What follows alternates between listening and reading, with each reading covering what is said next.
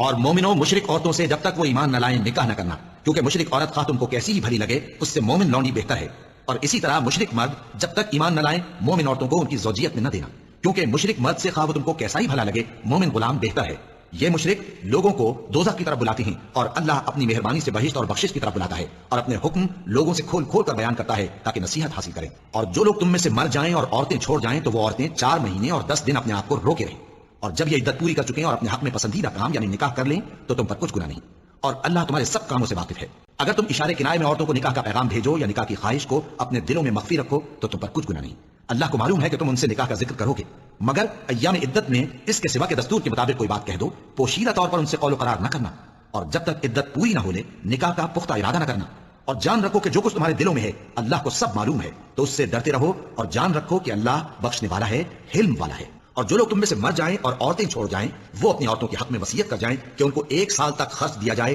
اور گھر سے نہ نکالی جائیں۔ ہاں اگر وہ خود گھر سے چلی جائیں اور اپنے حق میں پسندیدہ کام یعنی نکاح کر لیں تو تم پر کچھ گناہ نہیں، اور اللہ زبردست ہے، حکمت والا ہے۔ اور اگر تم کو اس بات کا خوف ہو کہ یتیم لڑکیوں کے بارے میں انصاف نہ کر سکو گے تو ان کے سوا جو عورتیں تم کو پسند ہوں 2 یا 3 یا 4 ان سے نکاح کر لو، اور اگر اس بات کا اندیشہ ہو کہ کئی عورتوں سے انصاف نہ کر سکو گے تو ایک ہی عورت سے نکاح کرو یا باندی سے تعلق رکھو جس کے تم مالک ہو، اس طرح تم بے انصافی سے بچ جاؤ گے۔ اور عورتوں کو ان کی مہر خوشی سے دے دیا کرو، ہاں اگر وہ اپنی خوشی سے اس میں سے کچھ تم کو چھوڑ دیں تو اسے مزے سے کھا لو۔ مومنو تم کو جائز نہیں کہ زبردستی عورتوں کے وارث بن جاؤ، اور دیکھنا اس نیت سے کہ جو کچھ تم نے ان کو دیا ہے اس میں سے کچھ لے لو، انہیں گھروں میں مت روک رکھنا، ہاں اگر وہ کھلے طور پر بدکاری کی مرتکب ہوں تو اور بات ہے، اور ان کے ساتھ اچھی طرح سے رہو سہو، پھر اگر وہ تم کو ناپسند ہوں تو عجب نہیں کہ تم کسی چیز کو ناپسند کرو اور اللہ اس میں بہت سی بھلائی پیدا کر دے۔ اور اگر تم ایک عورت کو چھوڑ کر دوسری عورت کرنی چاہو اور پہلی عورت کو ڈھیر سامان دے چکے ہو تو اس میں سے کچھ مت لینا، بھلا تم بہتان لگا کر اور کھلا گناہ کر کے اپنا مال اس سے واپس لوگے۔ اور جن عورتوں سے تمہارے باپ دادا نے نکاح کیا ہو ان سے نکاح نہ کرنا، مگر جاہلیت میں جو ہو چکا سو ہو چکا،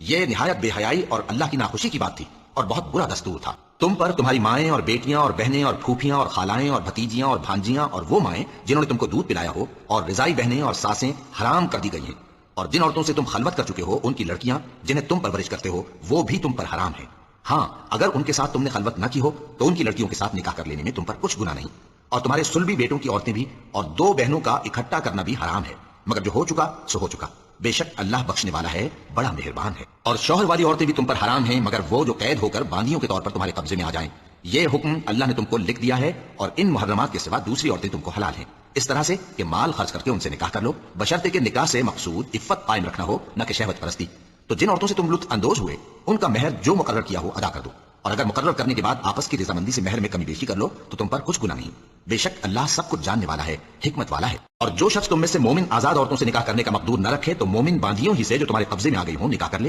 اور اللہ تمہارے ایمان کو اچھی طرح جانتا ہے، تم آپس میں ایک دوسرے کے ہم جنس ہو، پھر ان لونڈیوں کے ساتھ ان کے مالکوں سے اجازت حاصل کر کے نکاح کر لو، اور دستور کے مطابق ان کا مہر بھی ادا کر دو، بشرطے کہ وہ پاک دامن ہو، نہ ایسی کہ کھلم کھلا بدکاری کریں اور نہ درپردہ دوستی کرنا چاہیں۔ پھر اگر وہ نکاح میں آ کر بدکاری کا ارتکاب کر بیٹھیں تو جو سزا آزاد عورتوں کے لیے ہے اس کی آدھی ان کو دی جائے۔ یہ باندھی کے ساتھ نکاح کرنے کی اجازت اس شخص کو ہے جسے گناہ کر بیٹھنے کا اندیشہ ہو، اور یہ بات کہ صبر کرو تمہارے لیے بہتر ہے، اور اللہ بخشنے والا ہے، مہربان ہے۔ اور جو مال ماں باپ اور رشتہ دار چھوڑ مریں تو حقداروں میں تقسیم کر دو کہ ہم نے ہر ایک کے حقدار مقرر کر دیے ہیں، اور جن لوگوں سے تم عہد کر چکے ہو ان کو بھی ان کا حصہ دو، بے شک اللہ ہر چیز پر نگراں ہے۔ مرد عورتوں پر حاکم ہے اس لیے کہ اللہ نے بعض کو بعض سے افضل بنایا ہے، اور اس لیے بھی کہ مرد اپنا مال خرچ کرتے ہیں، تو جو نیک بیویاں ہیں وہ فرمانبردار ہوتی ہیں اور ان کے پیٹھ پیچھے اللہ کی حفاظت میں مال و آبرو کی خبرداری کرتی ہیں، اور جن عورتوں کی نسبت تمہیں معلوم ہو کہ سرکشی اور بدخوئی کرنے لگی ہیں تو پہلے ان کو زبانی سمجھاؤ، اگر نہ سمجھیں تو پھر ان کے ساتھ سونا ترک کر دو، اگر اس پر بھی باز نہ آئیں تو زد و کوب کرو، پھر اگر تمہارا کہنا مان لیں تو پھر ان کو ایذا دینے کا کوئی بہانہ مت ڈھونڈو،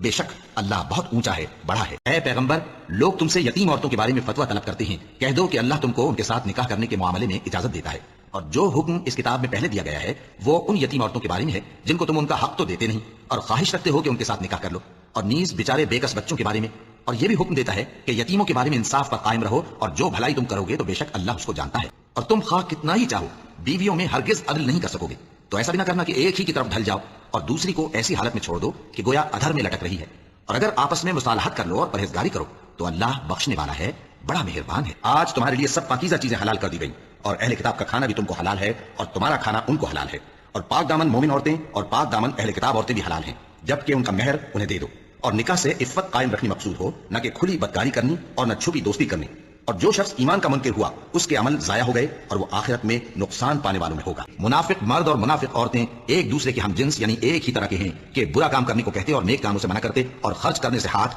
بند کیے رہتے ہیں۔ انہوں نے اللہ کو بھلا دیا تو اللہ نے ان کو بھلا دیا، بے شک منافق نافرمان ہیں۔ اور مومن مرد اور مومن عورتیں ایک دوسرے کے دوست ہیں کہ اچھے کام کرنے کو کہتے اور بری باتوں سے منع کرتے اور نماز پڑھتے اور زکات دیتے اور اللہ اور اس کے پیغمبر کی اطاعت کرتے ہیں۔ یہی لوگ ہیں جن پر اللہ رحم کرے گا، بے شک اللہ غالب ہے، حکمت والا ہے۔ بدکار مرد تو بدکار یا مشرک عورت کے سوا کسی سے نکاح نہیں کرتا، اور بدکار عورت کو بھی بدکار یا مشرک مرد کے سوا اور کوئی نکاح میں نہیں لاتا، اور یہ یعنی بدکار عورت سے نکاح کرنا مومنوں پر حرام ہے۔ ناپاک عورتیں ناپاک مردوں کے لیے ہیں اور ناپاک مرد ناپاک عورتوں کے لیے، اور پاک عورتیں پاک مردوں کے لیے ہیں اور پاک مرد پاک عورتوں کے لیے۔ یہ پاک لوگ ان جھوٹوں کی باتوں سے بری ہیں